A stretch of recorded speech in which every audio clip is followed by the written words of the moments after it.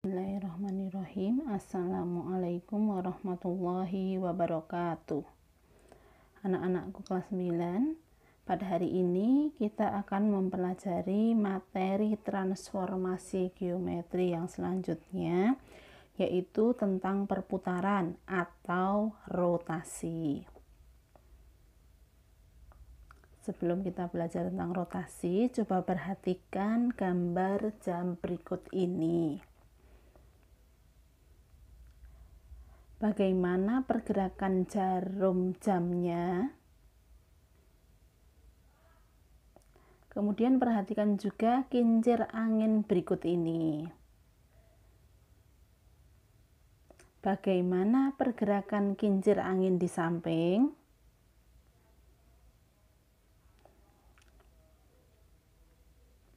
Pernahkah kalian pergi ke pasar malam? Tentu kalian melihat biang lala, bukan? Bagaimana pergerakannya? Nah, hal apa yang kalian peroleh dari ketiga contoh tersebut? Itulah yang disebut rotasi. Jadi, menurut kalian, apa itu rotasi?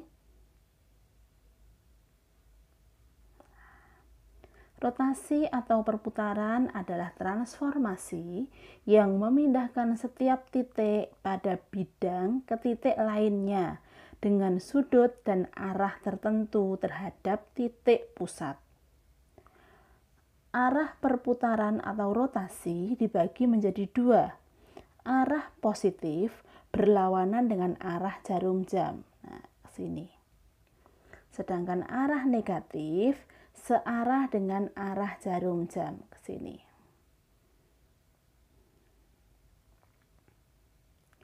Rotasi pada bidang datar ditentukan oleh hal-hal sebagai berikut. Yang pertama adalah pusat perputaran. Yang kedua, arah perputarannya. Arah tadi searah atau berlawanan dengan arah jarum jam. Yang ketiga, besar sudut perputarannya. Dalam hal ini dalam bentuk derajat. Kemudian untuk sifat-sifat rotasi. Suatu benda atau bangun jika dirotasikan, maka akan memiliki sifat 1. Bangun yang diputar tidak mengalami perubahan bentuk dan ukuran. Yang kedua, bangun yang diputar mengalami perubahan posisi.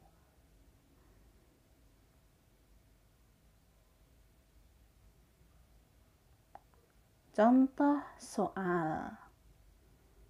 Sebuah pesawat mainan berada pada koordinat P 30,10. Bergerak berputar sebesar 90 derajat berlawanan arah jarum jam menuju titik H. Setelah tiba di titik H, pesawat melakukan rotasi sebesar 90 derajat menuju titik R.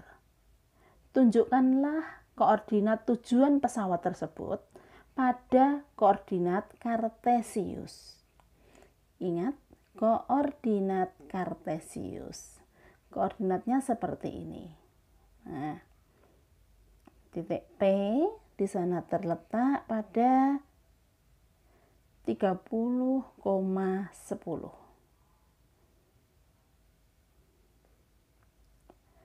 Titik P ini yang pertama berputar atau berotasi sebesar 90 derajat berlawanan arah jarum jam menuju titik H. 90 derajat berlawanan arah jarum jam, sampailah dia di titik H. Setelah tiba di titik H, melanjutkan rotasinya 90 derajat menuju titik R. Ini masih berlawanan arah jarum jam juga. 90 derajat berlawanan arah jarum jam, sampailah di titik R. Nah, dari gambar ini dapat kita lihat bahwa perputaran titik P sebesar 90 derajat berlawanan arah jarum jam menuju titik H yang koordinatnya adalah min 10,30. Jika kita lanjutkan rotasi dari titik H menuju titik R, sampailah dia di koordinat titik R, yaitu min 30, min 10.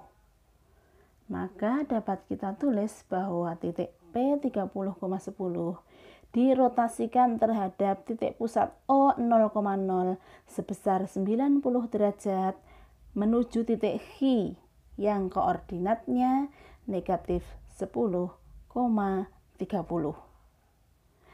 Sedangkan koordinat titik H min 10,30 dirotasikan sebesar 90 derajat dengan pusat 0,0 menuju titik R dengan koordinat titik R adalah min 30, min 10. Jika P kita nyatakan dengan X, Y, ini X, ini Y, jadi X-nya 30, Y-nya 10, maka H-nya bisa kita nyatakan dengan min Y, X. Nah, lanjut. Perpindahan dari P ke R merupakan rotasi sebesar 180 derajat dari P ke R. P sini langsung berpindah ke R. Nah, ini adalah rotasi sebesar 180 derajat. P 30,10 dirotasikan dengan pusat 0,0 sejauh 180 derajat, maka akan menghasilkan titik koordinat min 30, min 10. Jika P kita nyatakan dengan X, Y, maka titik H-nya adalah min X, min Y.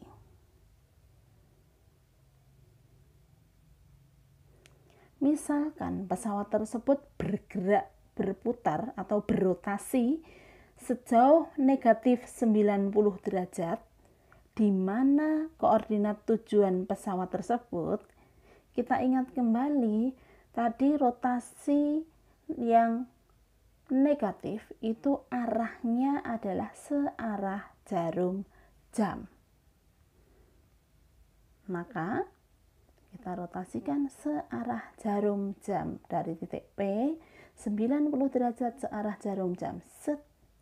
Sampailah dia di titik S. P menuju S. Ini adalah rotasi sebesar min 90 derajat. Dari gambar dapat kita lihat bahwa perputaran titik P sebesar min 90 derajat, maka akan menghasilkan titik S dengan koordinat 10, min 30.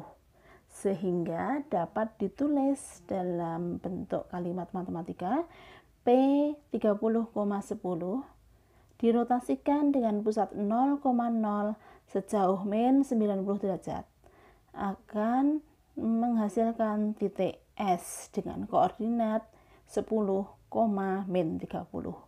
Jika P ini saya nyatakan dengan X, Y, dirotasikan sejauh min 90 derajat terhadap titik 0,0, menghasilkan titik S 10, min 30, berarti 10-nya adalah Y, min 30-nya adalah min X.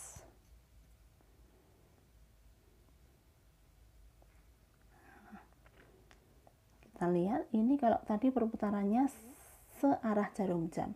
Jika perputarannya berlawanan dengan arah jarum jam ke sini, maka sudut berapa yang dibentuk ini?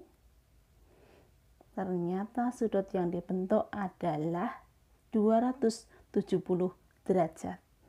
Sehingga rotasi sebesar min 90 derajat atau 90 derajat searah jarum jam sama dengan rotasi sebesar 270 derajat atau 270 derajat berlawanan arah jarum jam. Di situ dapat ditulis bahwa titik P 30,10 diputar terhadap titik asal 0,0 sejauh 270 derajat menghasilkan titik S 10, min 30. Kalau titik P kita nyatakan dengan X, Y, X 30, Y 10, maka titik S bisa dinyatakan dengan Y, min X. Dari pembahasan tadi, dapat kita simpulkan bahwa rotasi dengan titik pusat 0,0 menghasilkan 1. Jika titik X, Y dirotasikan sejauh 90 derajat terhadap titik 0,0, maka bayangan titik tersebut adalah di koordinat min Y, X. Yang kedua, jika titik X, Y dirotasikan sejauh 180 derajat terhadap titik 0,0, maka bayangan titik tersebut adalah min X, min Y. Yang ketiga, jika titik X, Y dirotasikan sejauh 270 derajat dengan pusat 0,0, maka bayangannya di koordinat Y, min X. Rotasi 90 derajat itu sama dengan rotasi sejauh negatif 270 derajat. Sedangkan rotasi 180 derajat positif berarti berlawanan arah jarum jam sama dengan rotasi sejauh negatif 180 derajat atau 180 derajat searah jarum jam. Yang terakhir, rotasi sejauh 270 derajat atau 270 derajat berlawanan dengan arah jarum jam, maka hasilnya akan sama dengan rotasi sejauh min 90 derajat atau 90 derajat searah jarum jam. Itu kesimpulan dari pembelajaran kita pada hari ini. Terima kasih atas segala perhatiannya. Semoga kalian jelas dengan penjelasan ini. Wassalamualaikum warahmatullahi wabarakatuh.